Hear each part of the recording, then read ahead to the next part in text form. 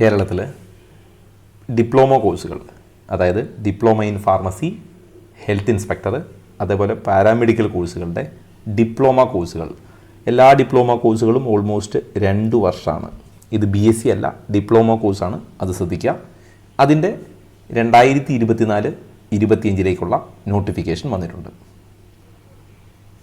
ഇതിൽ government self financing കോളേജുകളിലേക്കുള്ള 2024-25 വർഷത്തെ diploma കോഴ്സുകളുടെ നോട്ടിഫിക്കേഷനാണ്. അപേക്ഷിക്കേണ്ടത് lbscenter.kerala.gov.in എന്നുള്ള സൈറ്റ് വഴിയാണ്. സെപ്റ്റംബർ 24 തുടങ്ങി ഒക്ടോബർ 15 വരെയാണ് നിങ്ങൾക്ക് അപേക്ഷിക്കാവുന്നത്. ഞാൻ ഈ ലിസ്റ്റിൽ കാണിച്ചിരിക്കുന്ന ഏകദേശം 16 കോഴ്സുകൾക്കാണ് ഡിപ്ലോമ കോഴ്സ് ഉള്ളത്. B.Pharm, health inspector, medical laboratory technology, അതേപോലെ radio diagnosis and radio therapy technology, radiological technology, ophthalmic assistance, dental mechanics, dental hygienics, ഇങ്ങനെയുള്ള 16ഓളം കോഴ്സുകൾ നിങ്ങൾക്ക് ഈ സ്ക്രീനിൽ നോക്കിയാൽ കാണാം. ഈ 16 കോഴ്സുകൾക്കാണ് അപ്ലിക്കേഷൻ വിളിച്ചിരിക്കുന്നത്. ഇതിൽ മാനദണ്ഡങ്ങൾ പറഞ്ഞിരിക്കുന്നത് ഇന്ത്യൻ സിറ്റിസന് മാത്രം, ഇന്ത്യൻ ആയിരിക്കുന്നവർക്ക് മാത്രമാണ് അപേക്ഷിക്കാൻ സാധിക്കുക. അതിൽ കേരളീയനായി 3 രീതിയിലാണ്. ഒന്ന് കേരളീയൻ, കേരളത്തിൽ ജനിച്ച കുട്ടികൾ, അല്ലെങ്കിൽ കേരളത്തിൽ ഹയർ സെക്കൻഡറി അല്ലെങ്കിൽ ക്വാളിഫിക്കേഷൻ കോഴ്സ് പഠിച്ച കുട്ടികൾ. ഇനി അതല്ല, മൂന്നാമതൊരു കാറ്റഗറി ആർക്ക് വേണമെങ്കിലും അപേക്ഷിക്കാം. ഇങ്ങനെ 3 കാറ്റഗറി ആയിട്ടാണ് ഉള്ളത്. ഇതിൽ വിദ്യാഭ്യാസ യോഗ്യത D.Pharm-നാണെങ്കിൽ ഫിസിക്സ്, കെമിസ്ട്രി, ബയോളജി അല്ലെങ്കിൽ മാത്സ്. ഫിസിക്സ്, കെമിസ്ട്രി നിർബന്ധമാണ്. ബയോളജി അല്ലെങ്കിൽ മാത്സ് ഇതിലേതെങ്കിലും ഒന്ന് പഠിച്ചിട്ട് ഹയർ സെക്കൻഡറി പഠിച്ചിട്ടുണ്ടാവണം. അല്ലെങ്കിൽ VHSCയിലെ ഗ്രൂപ്പ് A അല്ലെങ്കിൽ ഗ്രൂപ്പ് B ഇത് പഠിച്ച കുട്ടിയായിരിക്കണം എന്നുള്ളൂ. അതായത് ഫിസിക്സ്, കെമിസ്ട്രി മസ്റ്റാണ്, പ്ലസ് ബയോളജിയോ അല്ലെങ്കിൽ മാത്സോ പഠിച്ചിട്ടുണ്ടാവണം. ഇനി ഹെൽത്ത് ഇൻസ്പെക്ടറിനാണെങ്കിൽ ഫിസിക്സ്, കെമിസ്ട്രി, ബയോളജിക്ക് അതിൽ 40% മാർക്കോടെ ഹയർ സെക്കൻഡറി പാസ്സായിരിക്കണം. SC/ST കുട്ടികൾക്ക് 5% മാർക്ക് ഇളവുണ്ട്. പാരാമെഡിക്കൽ കോഴ്സ് D.Pharm ഒഴികെ ഹെൽത്ത് ഇൻസ്പെക്ടർ ഉൾപ്പെടെ ഫിസിക്സ്, കെമിസ്ട്രി, ബയോളജിക്ക് 40% മാർക്ക്, SC/STക്ക് 5% മാർക്ക് റിലാക്സേഷൻ ഉണ്ട്. ഇനി വയസ്സ് നോക്കുക, 17 വയസ്സ് പൂർത്തിയായിരിക്കണം. എന്നാൽ ഉയർന്ന പ്രായപരിധി ഇല്ല, ഹയർ ഏജ് ഇല്ല, അപ്പർ ഏജ് ലിമിറ്റ് ഇല്ല, ലോവർ ഏജ് ലിമിറ്റ് 17 വയസ്സ് പൂർത്തിയായിരിക്കണം. ഇനി എപ്പോഴാണ് അപേക്ഷിക്കേണ്ടത്, എങ്ങനെയാണ് അപേക്ഷിക്കേണ്ടതെന്ന് ചോദിച്ചാൽ LBS സെൻറ്റർ വഴിയാണ് അപേക്ഷിക്കേണ്ടത്. ഡേറ്റ് ഞാൻ ഇതിൻ്റെ എൻഡിൽ കാണിക്കാം. കോഴ്സുകളുടെ ലിസ്റ്റ് ഓൾറെഡി ഞാൻ പറഞ്ഞതാണ്, അതൊരിക്കൽ കൂടി ഓർമ്മിപ്പിക്കേണ്ടതില്ല, നിങ്ങൾക്ക് ആ സ്ക്രീൻ നോക്കിയാൽ കാണാം.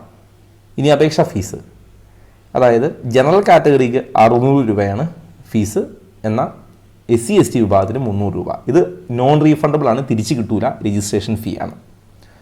ഇനി അപേക്ഷാ ഫീസിൻ്റെ പ്രത്യേകത അല്ലെങ്കിൽ അപേക്ഷ കൊടുക്കേണ്ട ഡേറ്റ് നോക്കുക. സെപ്റ്റംബർ 24 തുടങ്ങി ഒക്ടോബർ 15 വരെയാണ്. നിങ്ങൾക്ക് ഓൺലൈനായിട്ടോ അല്ലെങ്കിൽ ചെലാൻ ഉപയോഗിച്ചോ ചെയ്യാം. LBS BSc ഒക്കെ ചെയ്തവർക്കറിയാം, നിങ്ങൾക്ക് ഈ 2 രീതിയിലും ചെയ്യാം. ഇനി അപേക്ഷിക്കേണ്ട വിധം നോക്കുക. ഒന്ന്, സ്റ്റെപ്പ് 1 രജിസ്ട്രേഷനാണ്. lbscenter.kerala.gov.in എന്നുള്ള സൈറ്റിൽ കയറുക. അതിൽ വേരിയസ് അലോട്ട്മെൻ്റ് എന്നൊരു ലിങ്ക് ഉണ്ടാവും, അത് ക്ലിക്ക് ചെയ്യുക. അതിൽ admission to professional diploma course 2024 എന്നുള്ള ലിങ്ക് ഉണ്ടാവും, അതിൽ ക്ലിക്ക് ചെയ്യുക. അതിൽ ക്ലിക്ക് ചെയ്തിട്ട് ന്യൂ കാൻഡിഡേറ്റ് എന്നുള്ള ഓപ്ഷൻ ക്ലിക്ക് ചെയ്താൽ നിങ്ങൾക്ക് നിങ്ങളുടെ ബേസിക് ഡീറ്റെയിൽസ് കൊടുക്കാം, പേരും ഡീറ്റെയിലും ഒക്കെ കൊടുക്കാം. അപ്പോൾ നിങ്ങൾക്കൊരു ആപ്ലിക്കേഷൻ നമ്പർ കിട്ടും. ആ ആപ്ലിക്കേഷൻ നമ്പർ വെച്ച് നിങ്ങൾക്ക് ഫീസ് അടയ്ക്കാം. ഈ ആപ്ലിക്കേഷൻ നമ്പറും പിന്നീട് കിട്ടുന്ന രജിസ്ട്രേഷൻ ID-യും പാസ്വേഡും ഒക്കെ സൂക്ഷിച്ചു വയ്ക്കുക. പിന്നീടുള്ള ആവശ്യങ്ങൾക്ക് അത് ഉപയോഗിക്കാം. രണ്ടാമത്തെ സ്റ്റെപ്പിൽ നിങ്ങൾ ഫീസ് അടയ്ക്കണം. ഫീസ് നമ്മൾ മുമ്പ് പറഞ്ഞു, 600 രൂപ ഓപ്പൺ കാറ്റഗറിക്കും SC/ST ഒഴികെയുള്ളവർക്കെല്ലാം 600-ഉം SC/STക്ക് 300-ഉമാണ്. അപ്പോൾ നിങ്ങൾ ഫീസ് അടച്ചാൽ, ഓൺലൈൻ ഫീസ് അടച്ചാൽ നിങ്ങൾക്ക് വലിയ താമസമില്ലാതെ തന്നെ ബാക്കി പ്രൊസീജിയർ ചെയ്യാം. എന്നാൽ ചെലാൻ ഉപയോഗിച്ചാണെങ്കിൽ ഒരു 24 മണിക്കൂറൊക്കെ ചിലപ്പോൾ വെയിറ്റ് ചെയ്യേണ്ടി വരും. ഇനി തേർഡ് സ്റ്റെപ്പിൽ ചെയ്യേണ്ടത് നിങ്ങളുടെ ഫോട്ടോയും സിഗ്നേച്ചറും ബേസിക് അക്കാഡമിക് ഡീറ്റെയിലും അപ്ലോഡ് ചെയ്യണം. അപ്പോൾ അതിൽ നിങ്ങൾ സാധാരണ കൊടുക്കേണ്ടത് ഏജ് പ്രൂവ് ചെയ്യാനുള്ള സർട്ടിഫിക്കറ്റ്, നേറ്റിവിറ്റി, റിസർവേഷൻ ഉണ്ടെങ്കിൽ അത്, ഫീസ് കൺസെഷൻ്റെ അങ്ങനെയുള്ള ആനുകൂല്യങ്ങൾ ലഭിക്കേണ്ട സ്പെഷ്യൽ റിസർവേഷൻ, ഇങ്ങനെയുള്ള സാധനങ്ങളൊക്കെയാണ് കൊടുക്കേണ്ടത്. സ്റ്റെപ്പ് നമ്പർ 4 ഫൈനൽ കൺഫർമേഷനാണ്. ഫൈനൽ കൺഫർമേഷന് മുമ്പ് കുട്ടികൾക്ക് അവരുടെ അപേക്ഷയുടെ പതിപ്പ് കാണാൻ കഴിയും. അപ്പോൾ അത് നോക്കിയിട്ട് എന്ത് തെറ്റൊന്നുമില്ല, തിരുത്തലുകളൊന്നും ഇല്ല എന്ന് കണ്ടാൽ നിങ്ങൾക്ക് അതിന് പ്രിൻ്റ് ഔട്ട് എടുക്കാം, സബ്മിറ്റും ചെയ്യാം. അതുപോലെ സ്പോർട്സ് കോട്ട പോലുള്ള വിഭാഗത്തിൽ അപേക്ഷിക്കുന്നവർ ഇതിന് ശേഷം കിട്ടുന്ന അപേക്ഷാ ഫോമിൻ്റെ കോപ്പി സ്പോർട്സ് ഡിപ്പാർട്ട്മെൻറ്റിന് അയച്ചു കൊടുക്കുകയും വേണം. ഇനി ഇതെല്ലാം കഴിഞ്ഞതിന് ശേഷം റാങ്ക് ലിസ്റ്റ് പബ്ലിഷ് ചെയ്യുമ്പം 2 സെപ്പറേറ്റ് റാങ്ക് ലിസ്റ്റ് ഉണ്ടാവും. ഒന്ന് D.Pharm-ന് മാത്രമായിട്ടും, 2 D.Pharm ഒഴികെയുള്ള ബാക്കിയുള്ള എല്ലാ പാരാമെഡിക്കൽ കോഴ്സിനും, അതായത് ഹെൽത്ത് ഇൻസ്പെക്ടർ കോഴ്സ് ഉൾപ്പെടെ എല്ലാത്തിനോട് ചേർന്ന് 2ാമത് ഒരു റാങ്ക് ലിസ്റ്റ് കൂടിയാണ്. ഇനി ഇതിലെല്ലാം തന്നെ റിസർവേഷൻ ബാധകമാണ്. സ്റ്റേറ്റ് മെറിറ്റിന്, അതായത് ഓപ്പൺ എല്ലാവർക്കും അപേക്ഷിക്കാവുന്ന ഒരു 50% സീറ്റ് ഉണ്ടാവും. പിന്നെ EWSന് ഒരു 10%, ഈഴവ ഒരു 9%, Muslim 8%, backward Hindu 3%, Latin Catholic 3%, Dheevara 2%, Vishwakarma 2%, V K അതായത് കുശവൻ കാറ്റഗറി, അതേപോലെ വി കെ അല്ല Kusavan category, related community KN category 1%, backward Christian 1%, Kudumbi 1%, SC 8%, ST 2%. ഇത്രയും റിസർവേഷൻ ഉണ്ടാവും നിങ്ങൾക്ക് ഗവൺമെൻറ് സീറ്റിലും സെൽഫിലുമൊക്കെ. അപ്ലൈ ചെയ്യുമ്പോൾ നിങ്ങൾ സബ്മിറ്റ് ചെയ്യേണ്ട ഡോക്യുമെൻ്റ് ഏതൊക്കെയാണെന്ന് വെച്ചാൽ, ഒന്ന് ഇതെല്ലാം സ്കാൻഡ് ഇമേജ് ആണ്. SSLC ബുക്കിൻ്റെ ഫസ്റ്റ് പേജ്, അതായത് ഡേറ്റ് ഓഫ് ബർത്ത് കാണിക്കാനുള്ള ഒരു പ്രൂഫ് ഉണ്ടാവണം. അതേപോലെ നേറ്റിവിറ്റി തെളിയിക്കാനുള്ള പ്രൂഫ് ഉണ്ടാവണം. അതിന് നിങ്ങൾക്ക് 10th സർട്ടിഫിക്കറ്റ് ഉപയോഗിക്കാം, അല്ലെങ്കിൽ നേറ്റിവിറ്റി സർട്ടിഫിക്കറ്റോ ബർത്ത് സർട്ടിഫിക്കറ്റോ ഒക്കെ ഉപയോഗിക്കാം. നിങ്ങളുടെ ഹയർ സെക്കൻഡറിയുടെ മാർക്ക് ലിസ്റ്റ് വേണം. അതേപോലെ certificate to support any claim, special reservation ഉണ്ടെങ്കിൽ അതിൻ്റെ സ്കാൻഡ് കോപ്പി ഉണ്ടാവണം. അതേപോലെ ഇൻകം സർട്ടിഫിക്കറ്റ് ആവശ്യമായവർക്ക് അത് വേണം. അതുപോലെ SC ST അല്ലെങ്കിൽ SC BC കാറ്റഗറി അവർക്കൊക്കെ അവരുടെ കമ്മ്യൂണിറ്റി പോലുള്ള സർട്ടിഫിക്കറ്റുകൾ ഉണ്ടാവണം. അതിൻ്റെ ഡീറ്റെയിൽ ഞാൻ പിന്നീട് പറയാം. ഇൻ്റർകാസ്റ്റ് മാരേജിലുള്ള കുട്ടികളാണെങ്കിൽ അവരുടെ ഇൻ്റർകാസ്റ്റ് മാരേജ് സർട്ടിഫിക്കറ്റ് ഉണ്ടാവണം. ഫിസിക്കൽ ഡിസബിലിറ്റി ഉള്ളവരാണെങ്കിൽ മെഡിക്കൽ സർട്ടിഫിക്കറ്റ് ഉണ്ടാവണം. അപ്പോൾ അങ്ങനെ അതുപോലെ ക്ലെയിം ചെയ്യാനുള്ള, അതായത് നിങ്ങൾക്ക് ഏതൊക്കെ ക്ലെയിം ആണുള്ളത് അതൊക്കെ പ്രൂവ് ചെയ്യുന്ന ഡോക്യുമെൻ്റ് അപ്ലോഡ് ചെയ്യേണ്ടി വരും. ഇനി കോഴ്സുകളുടെ ഫീ നോക്കുക. ഞാൻ ഓൾറെഡി പറഞ്ഞു, ഓൾമോസ്റ്റ് എല്ലാം തന്നെ 2 വർഷത്തെ കോഴ്സാണ്. അതിൽ ഡിപ്ലോമ ഇൻ ഫാർമസിക്ക് നിങ്ങൾ അടയ്ക്കേണ്ടത് ആകെ ഫസ്റ്റ് ഇയറിൽ 2000 രൂപയും സെക്കൻഡ് ഇയറിൽ 1000 രൂപയുമാണ് അടയ്ക്കേണ്ടത്. അതിൽ കോഷൻ ഡിപ്പോസിറ്റ് ഇത് കൂടാതെ ഒരു 1050 രൂപ ഉണ്ടാവും. ഹെൽത്ത് ഇൻസ്പെക്ടർ കോഴ്സിന് നിങ്ങൾ അടയ്ക്കേണ്ടത് 8000 രൂപയാണ് ഫസ്റ്റ് ഇയറിൽ, സെക്കൻഡ് ഇയറിൽ 6000 രൂപയാണ്. 1500 രൂപ കോഷൻ ഫീ ഉണ്ടാവും. കോഷൻ ഫീ അഡീഷണലി അടയ്ക്കണം. പാരാമെഡിക്കൽ കോഴ്സുകൾക്ക് 10000 രൂപയാണ് ഫീ, 7500 രൂപ സെക്കൻഡ് ഇയറിലുണ്ടാവും, 1000 രൂപ കോഷൻ ഫീയും ഉണ്ടാവും. ഇനി ഡോക്യുമെൻറ്റുകളുമായിട്ട് ബന്ധപ്പെട്ടൊരു സെപ്പറേറ്റ് അപ്ഡേറ്റ് കൂടി അവർ തന്നിട്ടുണ്ട്. അതിൽ പറഞ്ഞിരിക്കുന്നത് കേരള സംസ്ഥാനത്തിലെ റവന്യൂ അധികാരികളിൽ നിന്ന് താഴെ പറയുന്ന സർട്ടിഫിക്കറ്റ് മുൻകൂട്ടി വാങ്ങേണ്ടതാണ്. ഓക്കെ, മറ്റ് സംസ്ഥാനങ്ങളിൽ നിന്ന് കിട്ടുന്ന സർട്ടിഫിക്കറ്റ് പരിഗണിക്കില്ല, കേരളത്തിലേത് തന്നെ ആയിരിക്കണം. അപ്പോൾ സംവരണ ആനുകൂല്യം ലഭിക്കുന്നതിന് SC BC കാറ്റഗറിയിൽപ്പെട്ടവരും OEC കാറ്റഗറിയിൽപ്പെട്ടവരും ഒക്കെ വില്ലേജ് ഓഫീസിൽ നിന്നുള്ള സ്റ്റേറ്റ് എഡ്യൂക്കേഷൻ പർപ്പസിൻ്റെ നോൺ ക്രിമിനൽ സർട്ടിഫിക്കറ്റ്, എവിടെ നിന്നാണ്? വില്ലേജിൽ നിന്നാണ്. എങ്ങനെയാണ്? സ്റ്റേറ്റ് എഡ്യൂക്കേഷണൽ പർപ്പസിലുള്ള നോൺ ക്രിമിനലാണ് വേണ്ടത്. SC ST കുട്ടികളാണെങ്കിൽ തഹസിൽദാരോട് വാങ്ങുന്ന ജാതി സർട്ടിഫിക്കറ്റാണ് സബ്മിറ്റ് ചെയ്യേണ്ടത്. SC ST OEC ഒഴികെയുള്ള ജനറൽ കാറ്റഗറി വിഭാഗക്കാർ അവരുടെ വരുമാന സർട്ടിഫിക്കറ്റാണ് വാങ്ങേണ്ടത്. അത് വില്ലേജിൽ നിന്നാണ്. ഓക്കെ, അതിൽ SC ST കാറ്റഗറി വാങ്ങേണ്ട, OEC വാങ്ങേണ്ട, ബാക്കിയുള്ളവരെല്ലാം അവിടെ ഇൻകം സർട്ടിഫിക്കറ്റ് വാങ്ങണം. അത് വില്ലേജിൽ നിന്ന് വാങ്ങണം.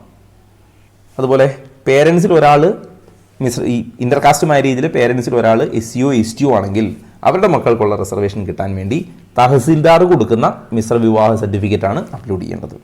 അതുപോലെ കുട്ടിയുടെ ജനനസ്ഥലം തെളിയിക്കുന്നതിന് സ്കൂൾ സർട്ടിഫിക്കറ്റോ ജനന സർട്ടിഫിക്കറ്റോ അല്ലെങ്കിൽ നേറ്റിവിറ്റി സർട്ടിഫിക്കറ്റോ പരിഗണിക്കും. ഇനി അതല്ലെങ്കിൽ നിങ്ങൾക്ക് വില്ലേജ് ഓഫീസിൽ നിന്ന് ഒരു നേറ്റിവിറ്റി സർട്ടിഫിക്കറ്റ് വാങ്ങിയും അപ്ലോഡ് ചെയ്യാവുന്നതാണ്. ഇനി EWS കാറ്റഗറിയിൽപ്പെട്ടവരാണെങ്കിൽ വില്ലേജ് ഓഫീസർ കൊടുക്കുന്ന ഇൻകം ആൻഡ് അസറ്റ് സർട്ടിഫിക്കറ്റ് 2022-23 വർഷത്തേതാണ്, അല്ലെങ്കിൽ AY സർട്ടിഫിക്കറ്റാണ് അപ്ലോഡ് ചെയ്യേണ്ടത്.